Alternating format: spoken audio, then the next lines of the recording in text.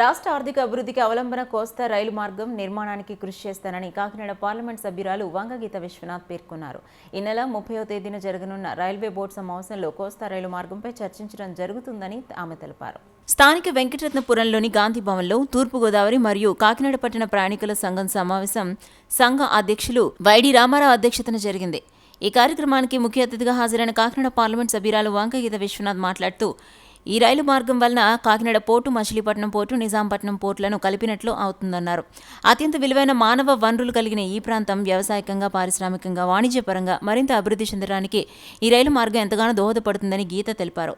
ఈ సందర్భంగా కోస్తా రైలు మార్గం ప్రాధాన్యతను వివరిస్తూ కరపత్రాన్ని విడుదల చేశారు. ఈ సందర్భంగా సభాధ్యక్షులు వడి రామారావు మాట్లాడుతూ కోస్తా రైలు మార్గం యొక్క ఆవశ్యకతను సభ్యులకు వివరించారు. గత కొన్నేళ్లుగా కాకినాడ టౌన్ ప్రయాణికుల సంఘం చేస్తున్న కృషి కారణంగా వెలువడిన ఫలితాలను ఆయన వివరించారు. అనంతరం రెడ్ క్రాస్ సంస్థకు ఏడాది జాతీయ స్థాయిలో బంగారు పథకాన్ని సాధించిన సంస్థ చైర్మన్ వైడి రామారావును రమణపేట మాజీ సర్పంచ్ అడబాల రత్నప్రసాద్ ఆధ్వర్యంలో ఘనంగా సత్కరించారు. ఈ కార్యక్రమంలో రైల్వే అధికారి ఈ సంతోష్, తూర్పుగోదావరి జిల్లా కాకినాడ టౌన్ ప్రాణికుల సంఘ కార్యదర్శి అడ్డూరి ఫన్నీస్, రవి, రాజ్ కుమార్, ఉపాధ్యక్షులు అయ్యంగారి వెంకటేష్, సంయుక్త కార్యదర్శి అడబాల రత్నప్రసాద్, సంఘ సభ్యులు తదితరులు పాల్గొన్నారు.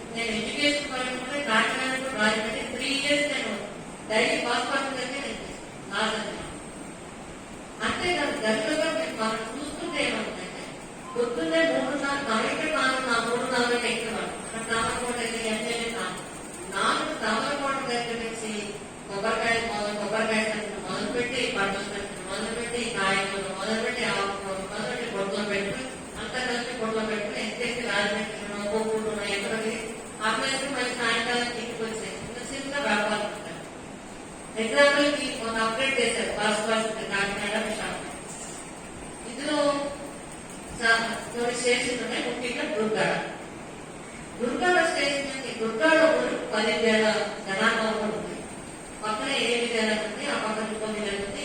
వీళ్ళందరికీ దుర్గాడ స్టేషన్ లోనే స్టూడెంట్స్, ఎంప్లాయీస్, అట్లాగే కాయగూరలు, బొప్పాయిలు ఇవన్నీ అక్కడ ఉంటే పడుతుంది అమ్మేవాళ్ళు ఈ ట్రైన్కి వెళ్తారు. తర్వాత బాయిలో దాని దగ్గర నుంచి ప్రైవేట్ కంపెనీలో పనిచేసిన వాళ్ళందరూ కూడా ఇక్కడ అతిథి తక్కువ దొరుకుతుందని ఇక్కడ ఉంటే ట్రైన్ వీళ్ళందరికీ ఒక్కసారి మనం చేసేసారు. దుర్గారావు రోడ్డుకి హైవేకి రావాలంటే 7 కిలోమీటర్లు రావాలి. ఈ కంపెనీ నుంచి బస్సుకి వెళ్ళాలంటే మన ఎక్కడికి వెళ్ళాలి. కాబట్టి చాలా ఇబ్బందులు ఉన్నాయి. నేను వాటి మీద కూడా రాయడం జరిగింది. మీటింగ్ లో కూడా నా రోజు ఏంటంటే కంపల్సరీగా ఏడిస్లో కాలేజ్ పాసెంజర్ ఒకటి 2 పాణికోటి కూడా తిరగాల్సిందే. మీకు నష్టం అంటే మెయిన్ రైల్వే లైన్ కి ఒక ప్రత్యామ్నాయ రైలు మార్గం వస్తుంది. ఈ రైలు మార్గం GMR port, Kakinada port, Machilipatnam port, Nizampatnam port 4 పోర్టుల్ని కలుపుతుంది. ఈ 4 పోర్టుల్ని కలుపుతూ 4 ప్రధానమైనటువంటి జిల్లాలు వెస్ట్ గోదావరి, ఈస్ట్ గోదావరి, కృష్ణా, గుంటూరు.